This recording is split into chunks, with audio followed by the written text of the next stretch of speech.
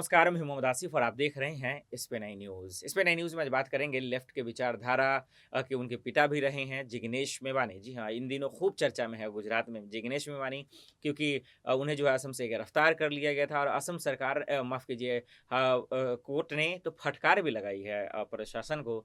और उन्होंने कहा है कि जिस तरीके से आज जो लोग आवाज़ उठा रहे हैं, उसके साथ क्या हो रही है आप समझ सकते हैं। तो जिग्नेश मेवानी को ज़मानत मिल गई, उसके बाद फिर से गिरफ्तार कर लिया गया, फिर से ज़मानत मिल गई। उन्होंने कहा कि जिग्नेश मेवानी निकलते हुए 2 बातें कही उन्होंने। पहले वाले ज़मानत में उन्होंने कहा था कि आज नीरव मोदी, नीरव चौरसिया, तमाम लोग जो भगौड़े हैं, जो देश का पैसा लूट कर भाग चुके हैं, उनको मोदी सरकार तो गिरफ्तार नहीं कर पाती और हम जैसे लोग जो आवाज़ उठाते हैं उन पर कार्रवाई होती है। ये जिग्नेश मेवानी कह रहे थे।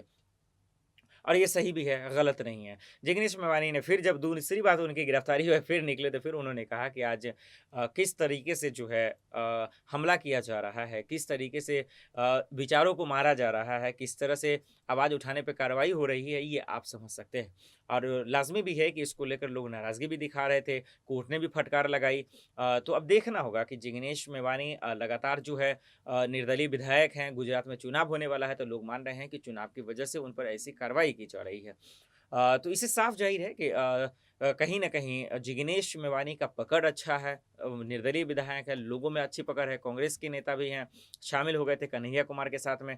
तो अब देखना होगा कि अब क्या फ़र्क पड़ता है, अब तो ज़मानत भी मिल गई है, तो अब गुजरात चुनाव में बीजेपी के लिए कितनी बड़ी मुसीबत बन रहे हैं।